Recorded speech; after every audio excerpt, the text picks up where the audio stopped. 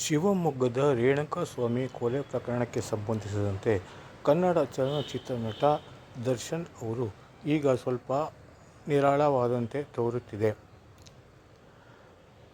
ಈ ಕೊಲೆ ಪ್ರಕರಣಕ್ಕೆ ಸಂಬಂಧಿಸಿದಂತೆ ಸುಪ್ರೀಂ ಕೋರ್ಟಿನಲ್ಲಿ ವಿಚಾರಣೆ ನಡೆಯುತ್ತಿದ್ದು, ಸುಪ್ರೀಂ ಕೋರ್ಟಿನಲ್ಲಿ ದರ್ಶನ್ ಪರ ವಕೀಲರು ವಾದ ಮಂಡನೆಗೆ ಕಾಲಾವಕಾಶ ಕೋರಿರುವ ಹಿನ್ನೆಲೆಯಲ್ಲಿ ಗುರುವಾರದ ತನಕ ವಿಚಾರಣೆಯನ್ನು ಮುಂದೂಡಲಾಗಿದೆ. ಈ ಹಿಂದೆ ರೇಣುಕಾಸ್ವಾಮಿ ಕೊಲೆ ಪ್ರಕರಣಕ್ಕೆ ಸಂಬಂಧಿಸಿದಂತೆ ದರ್ಶನ್ ಹಾಗೂ ಪವಿತ್ರ ಗೌಡ ಸೇರಿದಂತೆ ಇತರರನ್ನು ಪೊಲೀಸರು ಬಂಧಿಸಿದ್ದರು. ಇವರೆಲ್ಲರೂ ಪರಪ್ಪನ ಅಗ್ರಹಾರ ಜೈಲಿನಲ್ಲಿದ್ದರು. ನಂತರ ದರ್ಶನ್, ಪವಿತ್ರ ಗೌಡ ಸೇರಿದಂತೆ ಇತರರು ಜಾಮೀನಿಗೆ ಹೈಕೋರ್ಟಿಗೆ ಅರ್ಜಿ ಸಲ್ಲಿಸಿದ್ದರು. ಹೈಕೋರ್ಟಿನಲ್ಲಿ ದರ್ಶನ್, ಪವಿತ್ರ ಗೌಡ ಸೇರಿದಂತೆ ಇತರರಿಗೆ ಜಾಮೀನು ದೊರಕಿತ್ತು. ಜಾಮೀನು ದೊರಕಿದ ಹಿನ್ನೆಲೆಯಲ್ಲಿ ಎಲ್ಲರೂ ಕೂಡ ಜೈಲಿನಿಂದ ಹೊರ ಬಂದಿದ್ದರು. ಆದರೆ ರಾಜ್ಯ ಸರ್ಕಾರ ಜಾಮೀನು ನೀಡಿರುವುದರ ಬಗ್ಗೆ ಸುಪ್ರೀಂ ಕೋರ್ಟಿಗೆ ಮೇಲ್ಮನವಿ ಸಲ್ಲಿಸಿತ್ತು. ಮೇಲ್ಮನವಿಯ ವಿಚಾರಣೆ ನಡೆಸಿದ ಸುಪ್ರೀಂ ಕೋರ್ಟ್ ನಂತರ ಹೈಕೋರ್ಟಿನ ತೀರ್ಪಿನ ಬಗ್ಗೆ ಅಸಮಾಧಾನ ವ್ಯಕ್ತಪಡಿಸಿತ್ತು. ವಿವೇಚನಾ ರಹಿತ ತೀರ್ಪನ್ನು ಹೈಕೋರ್ಟ್ ನೀಡಿದೆ ಎಂದು ಆಕ್ಷೇಪ ಸಲ್ಲಿಸಿತ್ತು. ತರಾತುರಿಯಲ್ಲಿ ದರ್ಶನ್ ಅವರಿಗೆ ಜಾಮೀನು ನೀಡುವ ನಿಟ್ಟಿನಲ್ಲಿ ನಿರ್ಧಾರವನ್ನು ಕೈಗೊಳ್ಳಲಾಗಿದೆ ಎಂದು ಆಕ್ಷೇಪ ವ್ಯಕ್ತಪಡಿಸಿತ್ತು. ನಂತರ ರಾಜ್ಯ ಸರ್ಕಾರ ಸುಪ್ರೀಂ ಕೋರ್ಟಿನ ಮೆಟ್ಟಿಲೇರಿತ್ತು. ರಾಜ್ಯ ಸರ್ಕಾರದ ಪರವಾಗಿ ವಕೀಲರು ವಾದ ಮಂಡನೆ ಮಾಡಿದ್ದರು. ನಂತರ ನ್ಯಾಯಾಲಯವು ಜಾಮೀನು ನೀಡಿರುವುದರ ಬಗ್ಗೆ ತೀವ್ರ ಆಕ್ಷೇಪ ವ್ಯಕ್ತಪಡಿಸಿತ್ತು. ಮತ್ತೆ ನಂತರ ವಿಚಾರಣೆಯನ್ನು ಇಂದಿಗೆ ಮುಂದೂಡಿತ್ತು. ಇಂದು ವಾದ ಮಂಡಿಸಬೇಕಾದ ದರ್ಶನ್ ಪರ ವಕೀಲರು, ಅಂದರೆ ಕಪಿಲ್ ಸಿಬಲ್ ಅವರು ವಾದ ಮಂಡಿಸಬೇಕಿತ್ತಾದರೂ ಅವರ ಪರವಾಗಿ ಅವರ ಕಿರಿಯ ವಕೀಲರು ವಾದ ಮಂಡನೆ ಮಾಡಿದರು.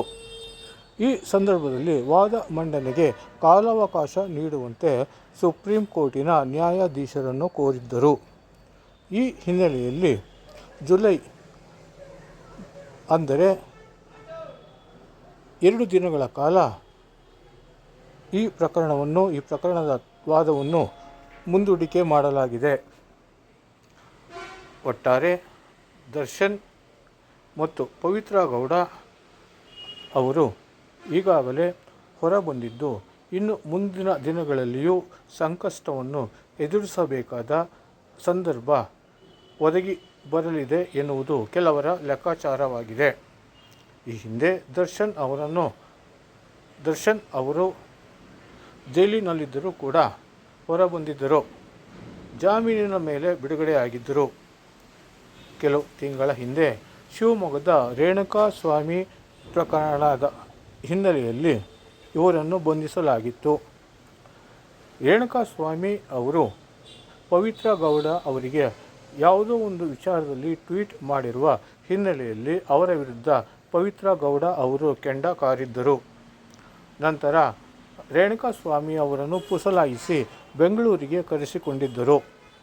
ನಂತರ ಅವರ ಕೊಲೆ ನಡೆದಿತ್ತು. ಅವರ ದೇಹ ಕಾಲುವೆಯೊಂದರ ಬಳಿ ಬಿದ್ದಿತ್ತು. ನಂತರ ಈ ಬಗ್ಗೆ ದೂರು ದಾಖಲಾಗಿತ್ತು. ಪ್ರಕರಣವನ್ನು ತನಿಖೆಗೆ ಎತ್ತಿಕೊಂಡ ಬೆಂಗಳೂರಿನ ಪೊಲೀಸರು ನಂತರ ದರ್ಶನ್ ಮತ್ತು ಪವಿತ್ರ ಗೌಡ ಸೇರಿದಂತೆ ಇತರರನ್ನು ಬಂಧಿಸಿ ನಂತರ ಅವರನ್ನು ಪರಪ್ಪ ಅಗ್ರಹಾರ ಜೈಲಿಗೆ ಕಳುಹಿಸಿದ್ದರು. ನಂತರ ದರ್ಶನ್ ಮತ್ತು ಪವಿತ್ರ ಗೌಡ ಸೇರಿದಂತೆ ಇತರರು ಜಾಮೀನಿನ ಮೇಲೆ ಬಿಡುಗಡೆಯಾಗಿ ಹೊರಬಂದಿದ್ದರು. ಈ ಬಗ್ಗೆ ರಾಜ್ಯ ಸರ್ಕಾರವು ಕೂಡ ಸುಪ್ರೀಂ ಕೋರ್ಟಿಗೆ ಮೇಲ್ಮನವಿ ಸಲ್ಲಿಸಿ ದರ್ಶನ್ ಸೇರಿದಂತೆ ಇತರರಿಗೆ ನೀಡಿರುವ ಜಾಮೀನನ್ನು ವಜಾಗೊಳಿಸಬೇಕು ಎಂದು ಮನವಿ ಮಾಡಿತ್ತು. ಈ ಹಿನ್ನೆಲೆಯಲ್ಲಿ ದರ್ಶನ್ ಅವರು ಕೂಡ ಕಪಿಲ್ ಸಿಬಲ್ ಅವರ ಮೂಲಕ ವಾದವನ್ನು ಮಂಡಿಸಲು ಮುಂದಾಗಿದ್ದಾರೆ. ಒಟ್ಟಾರೆ ಇಂದು ವಾದ ಮಂಡಿಸಬೇಕಿದ್ದ ದರ್ಶನ್ ಪರ ವಕೀಲರು ಕಾಲಾವಕಾಶ ಕೇಳಿರುವುದರಿಂದ ಮತ್ತೆ ಗುರುವಾರ ಈ ವಿಚಾರಣೆ ನಡೆಯಲಿದೆ. ಈಗ ದರ್ಶನ್ ಅವರು ವಿದೇಶ ಪ್ರವಾಸದಲ್ಲಿ ಚಿತ್ರೀಕರಣದಲ್ಲಿ ತೊಡಗಿದ್ದಾರೆ.